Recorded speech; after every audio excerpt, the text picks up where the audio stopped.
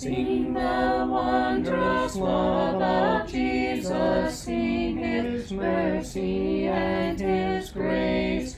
In the mansions bright and blessed, He'll prepare for us a place. When we all get to heaven, what a day of rejoicing that will be when we all see Jesus. We'll sing and shout the victory.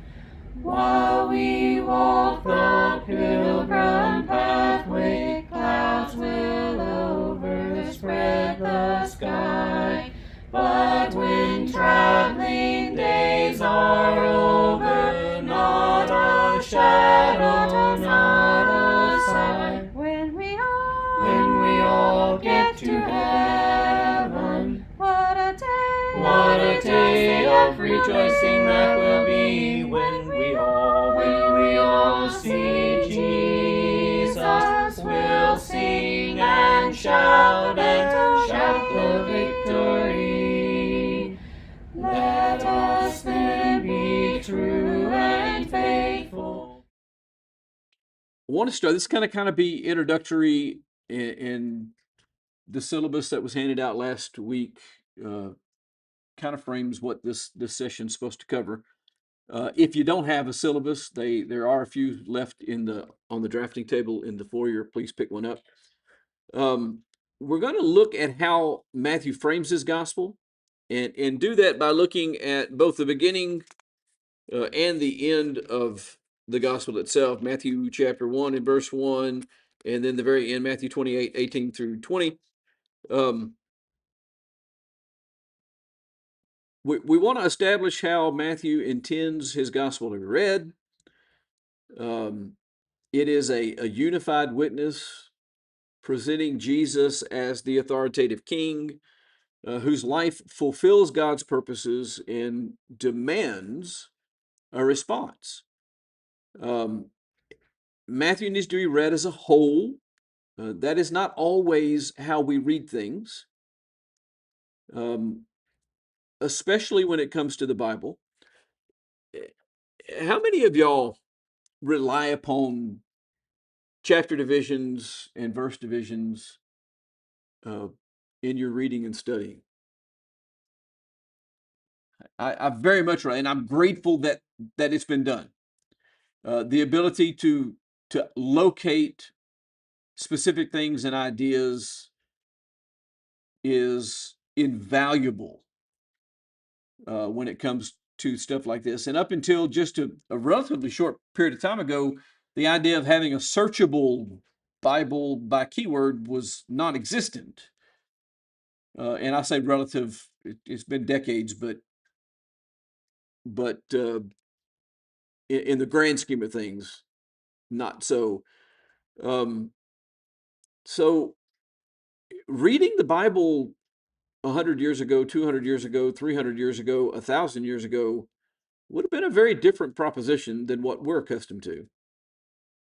And without chapter and verse divisions, locating key texts would be hard, especially in longer books. Extremely hard. And so I'm grateful that they're there, but they also create problems, especially with the formatting that is often done. And I, for years, refused to use Bibles formatted this way. I use them now in the pulpit because, again, it's easier to find what you're looking for, and that is the verse by verse format, where each new verse gets its own beginning line. Has a purpose, has a place, but what it does to us when we read these books is we tend to read them in very fragmented ways. We read verses, not even paragraphs. We read verses, which sometimes in Paul's writing aren't even a complete sentence. It's only a phrase of a sentence. You don't get the feel for what's being put forward in the document by only reading a line here or there. I just heard a discussion. It was a scholar who was, this was a documentary I was watching yesterday. He was very upset because he had worked for 13 years on a paper. And he wrote this paper. It was this kind of his opus work. And within 48 hours, there were people attacking it.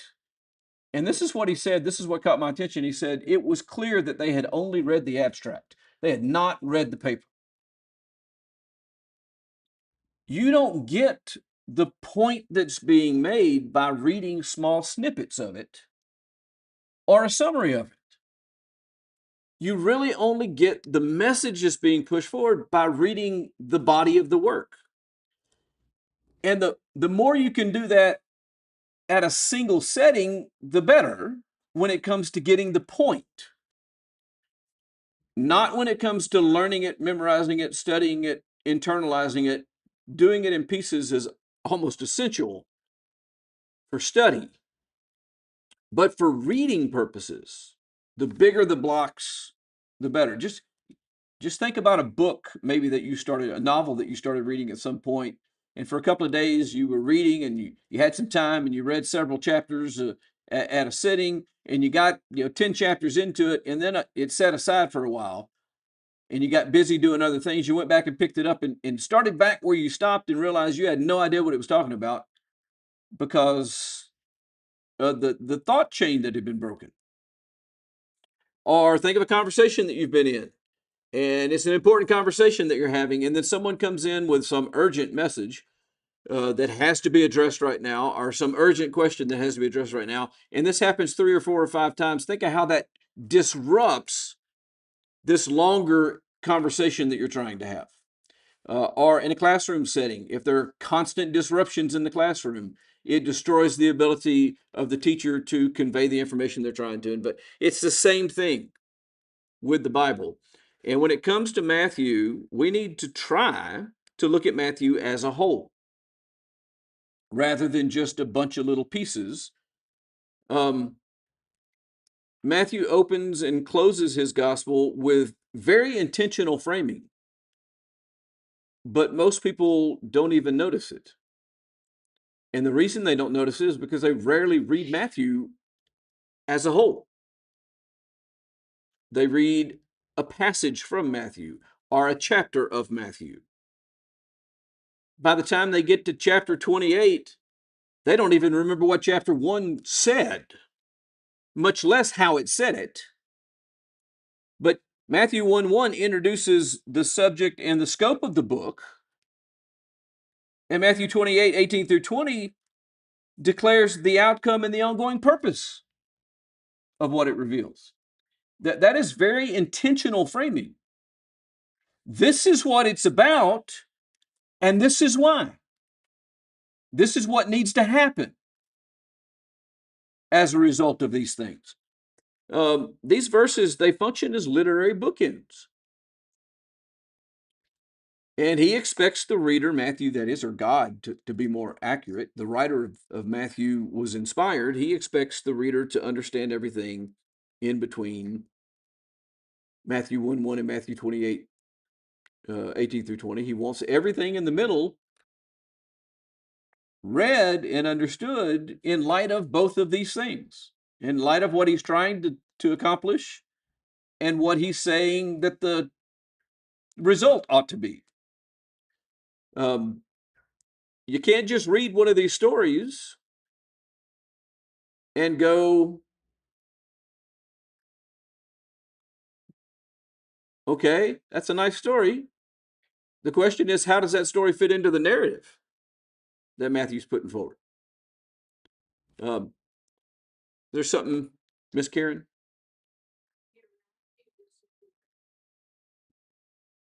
Oop, it did it. I must have hit the, now we're in trouble. Now I've started the unending forward progress. Now, if it does it again, then I unintentionally have it set to automatically advance. Anyway, so he's not simply recounting events from Jesus' life. That's not what he's doing. Yeah, it is. It's automatically advancing. So I can fix that. He is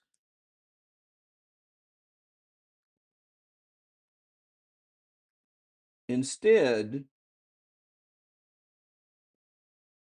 solution. He's instead telling or making a claim. I'll say it that way. He's making a claim, and the gospel moves us steadily toward the implementation and implications of that claim. He's making a case. He's not just telling life events. It's not a biography. It has purpose. It's a narrative with a purpose. It's not exhaustive. It doesn't cover everything from Jesus' life. In fact, there's huge gaps. There's a record of his birth, a very brief incident a couple of years later, nothing for 10 more years, and then nothing for 20 more years. And then only brief selections from the next 3, and then it's over with. It's not an exhaustive record of the life of Jesus.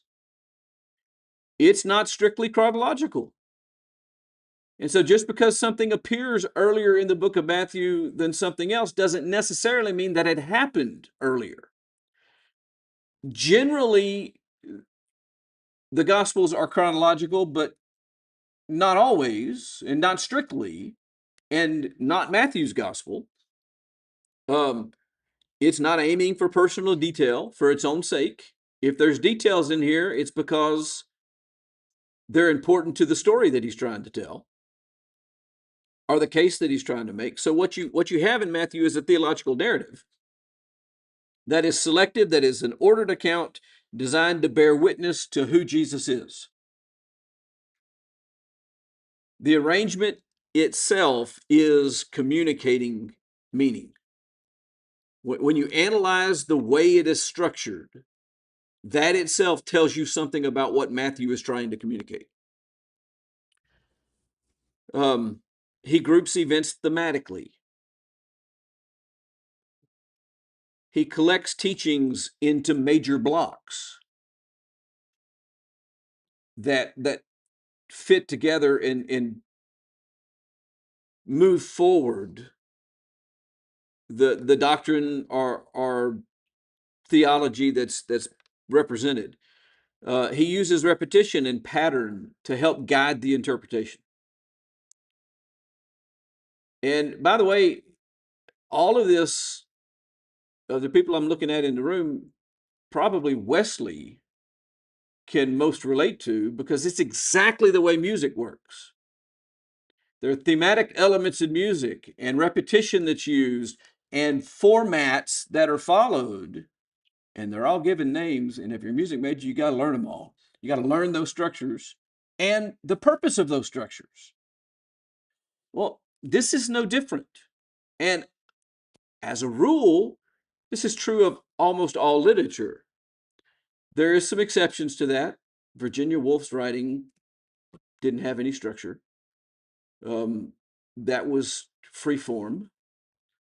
That was the structure, which means whatever came into my mind, I wrote down, and this is what you got. Scary sometimes, by the way, if you read free form writing, but because some people's minds are really strange, hard to follow. That's not what's going on here. There is a structure here. There is a purpose to that structure. There's some major themes that are introduced quite immediately in the book. Chapter 1, verse 1, the book of the genealogy of Jesus Christ, the son of David, the son of Abraham. Why does it start by saying the son of Abraham, son of David, the son of Abraham? Are they the first people in the line? No. Are they the last people in the line? Are they his direct father and grandfather? No. So why those two people?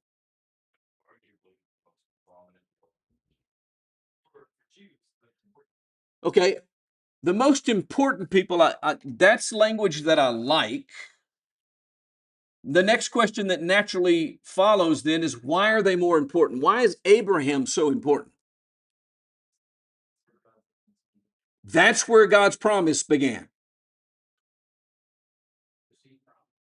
The seed promise made to Abraham, the nation promise made to Abraham, the all nations being blessed through your seed, all of that arose from Abraham. Guess what Matthew is doing? He's making a case that Jesus was that promise. So Abraham gets listed there. Why David?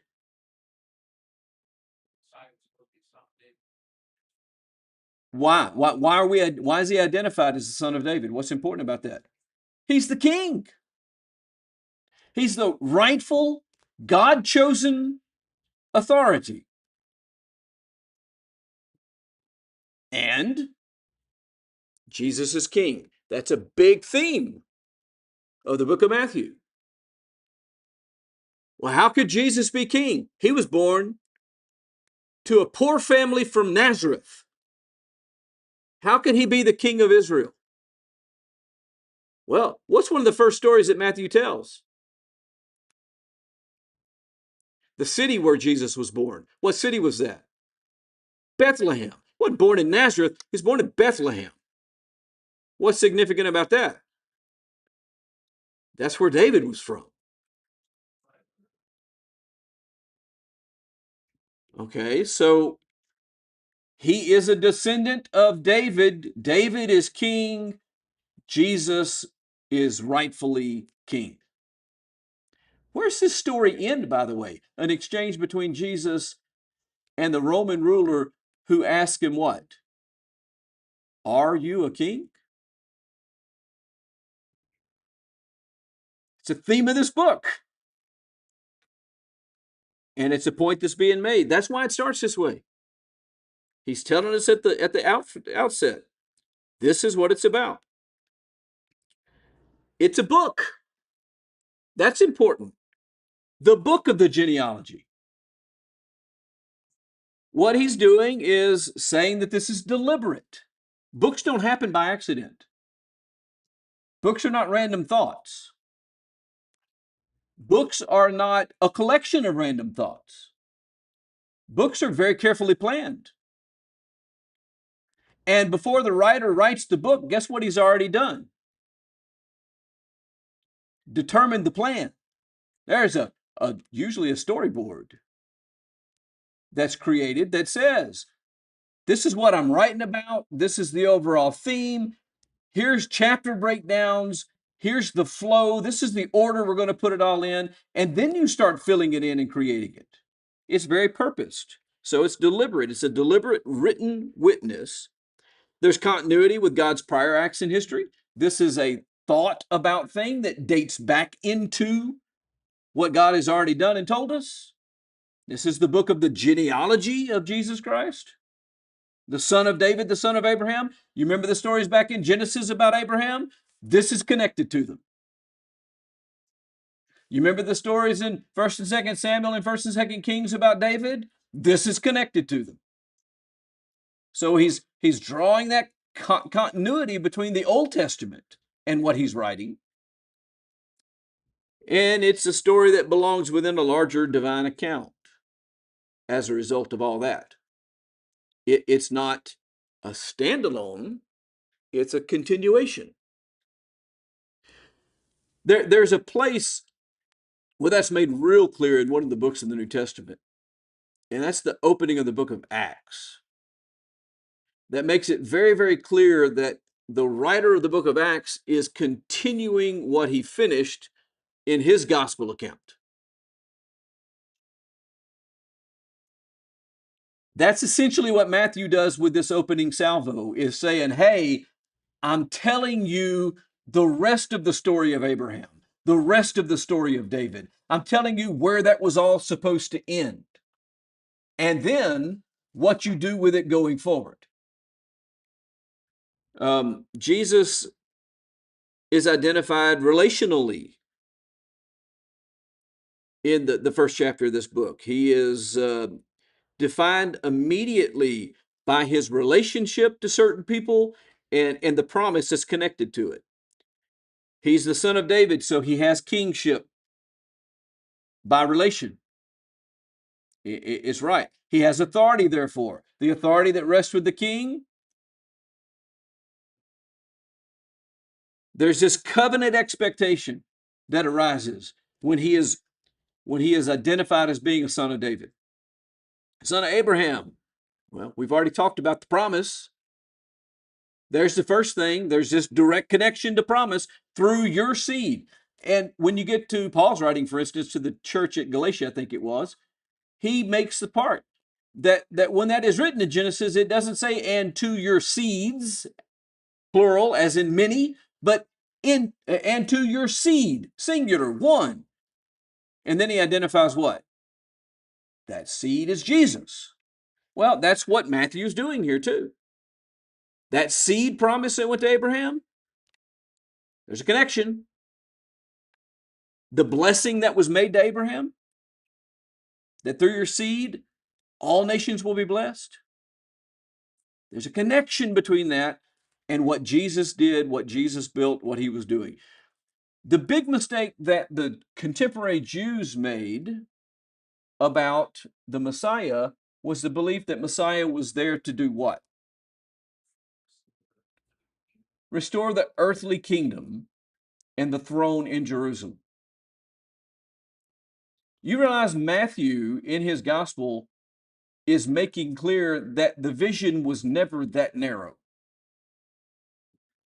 Because it goes back to this promise that was made to Abraham, which was all the nations will be blessed by the work that Messiah does. Not one nation, not one place, but all people would be blessed. From the very outset of the case being set here, Matthew is saying this is not a Jewish thing. This is much broader than that. It's connected to this Abrahamic promise, so it extends beyond Israel. From the very first verse, Matthew anticipates a mission that reaches outward to all peoples. And guess where he goes? Go to Matthew 28, 18 through 20. Go into all the world and make disciples. This broad, expansive mission is set for, the tone for it is set forth in this opening verse. The foundation is laid for why that is how we need to respond. Once I realize this is the one, what do I do with that information? I publish it to all nations, which basically means when we're talking about applied at an individual level, I talk about it to what? To the people that I come in contact with. I don't go, well, they're not in the club, so I don't talk to them. They're from somewhere else, so I don't talk to them. The world was not nearly as insular as people envisioned that it was. These were very cosmopolitan places with people from all over the world moving through there. There were lots of of non-Israelites in Judea that were from places all over the earth. There were routes of transportation that moved goods. There were traders from all over the world.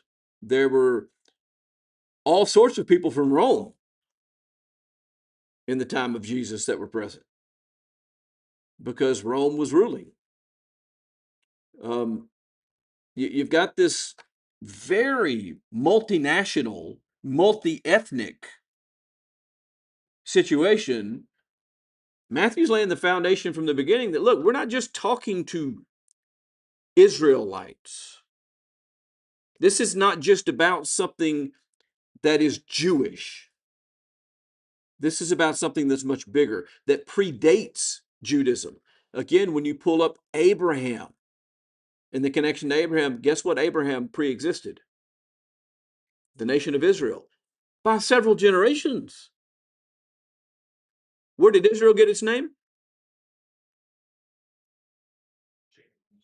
Yeah. Jacob. Jacob's name was changed to Israel, and his 12 sons became the fathers of the 12 tribes that eventually became Israel. But Abraham predates all that by centuries. So the minute he brings up Abraham at the outset, he's saying this is bigger than Judaism. This goes back to the broad promise that God made about all people everywhere. Fulfillment as a controlling motif. Motif. What does that word mean, motif? Don't answer yet. I'm prepared to call on you. Anybody have an idea about what a motif is? Tell them what a motif is, Wesley. So you got this thing that keeps popping up over and over and over again throughout the piece. You know what the role of a motif is? It does two things. It gives purpose or meaning to something, and it creates continuity. So you get this idea that's presented to you. Okay, I know what that is. I know what that means. And then it drifts off and you get into other things, and you may even get into relative keys and do all sorts of stuff with music. And then all of a sudden, the motif will pop back up again. And you know what that says to you? We're still in the same message.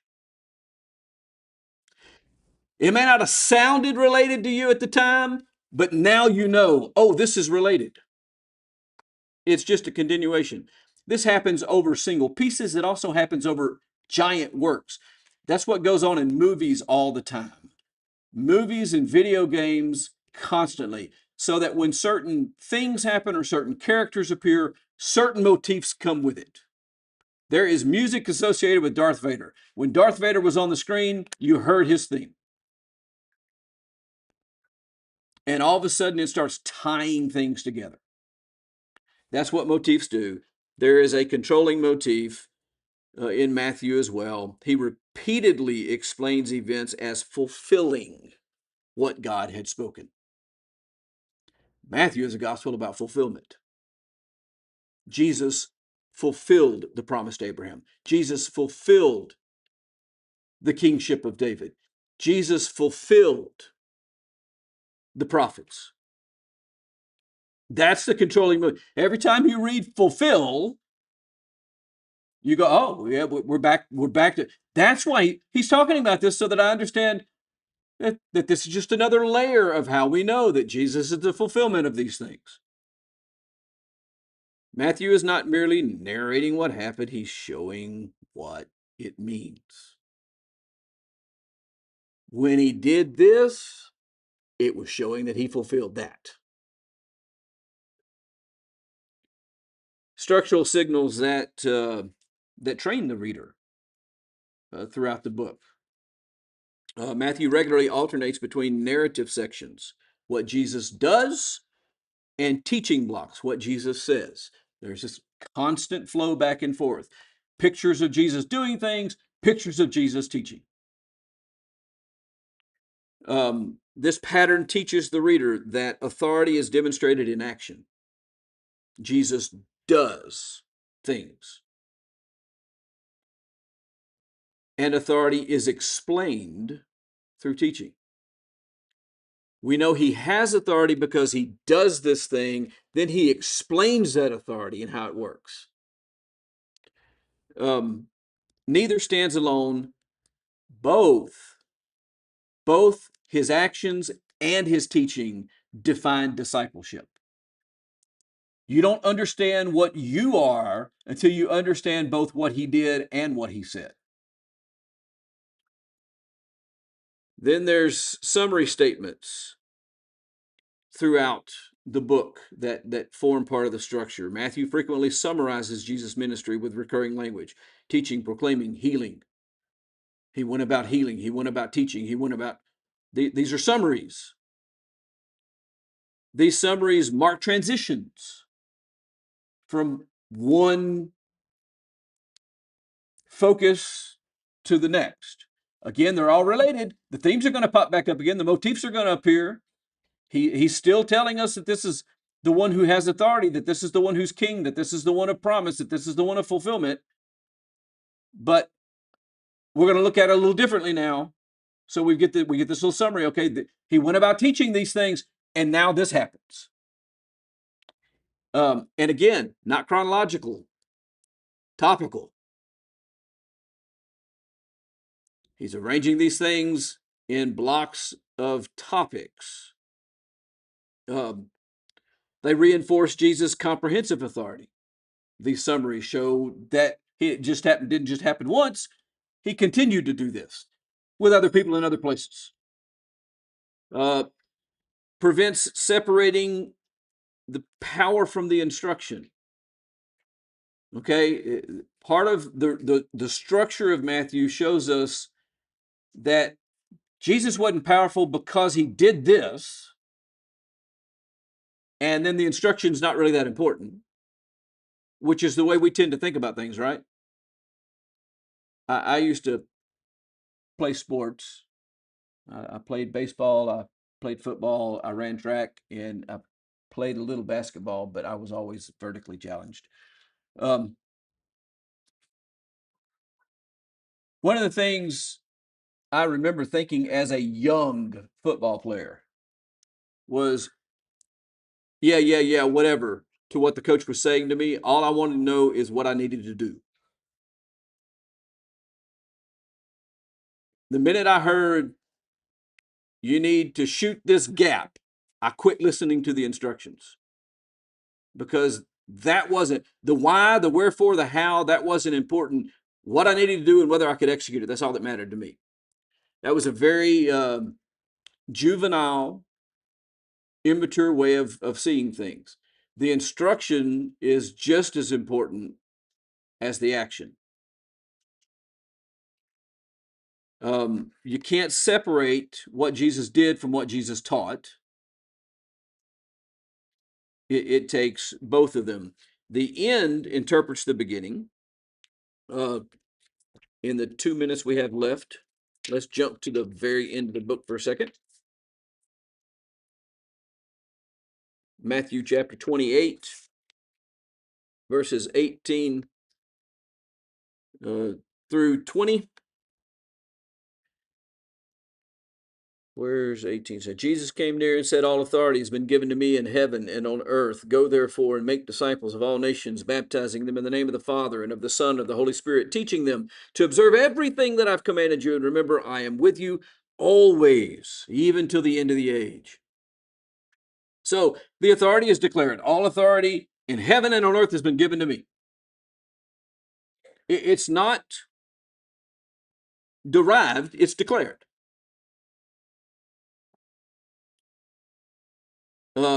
It resolves the tensions of the gospel that are rooted in various things that are brought up there. The authority of Jesus is questioned by people in the gospel.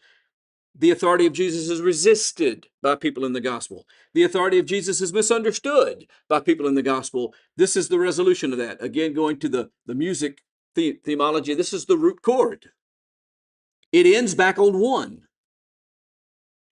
It's the resolution to all of the dissonance in the book. It is declared as already possessed. Notice the language. Has been given. Not newly earned, not is now given, not he is receiving, but has been given. Completed in the past with relevance to the present. That's what the tense of that demands.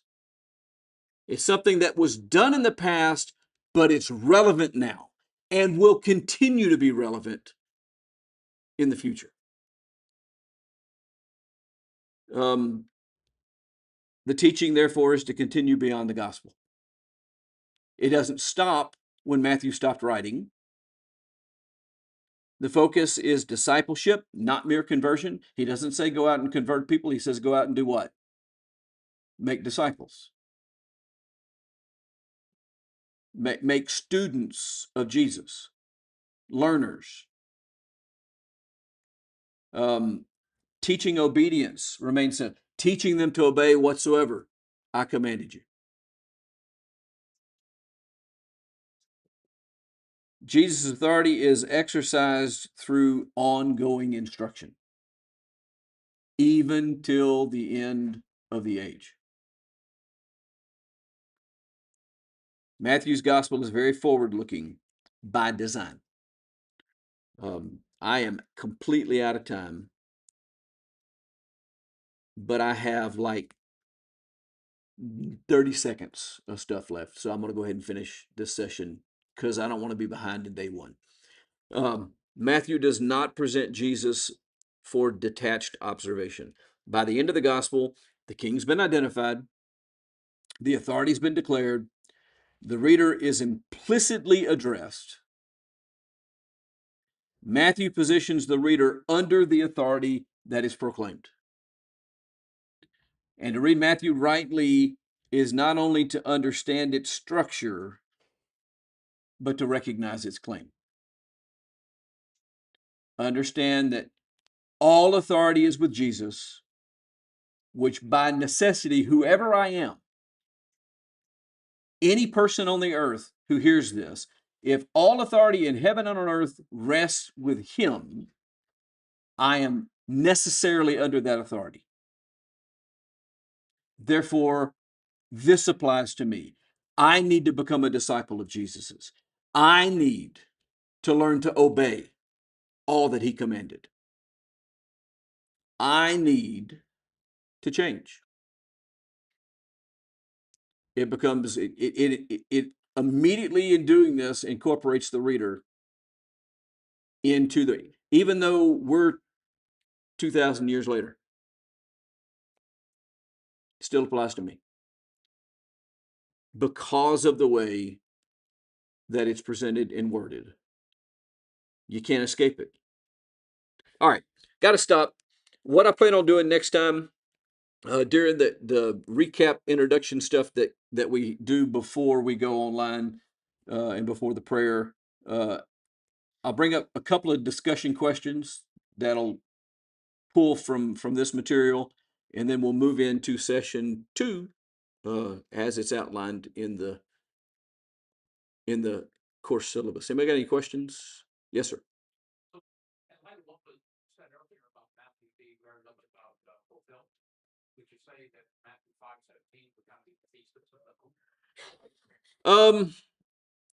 Yeah, I mean, maybe that it gets kind of hard, but I think there's several things that you could argue could be the thesis statement. We can talk about that some next week, though. I think that's a good question, and I'll try to get that in my notes to discuss that a little bit. I appreciate the question.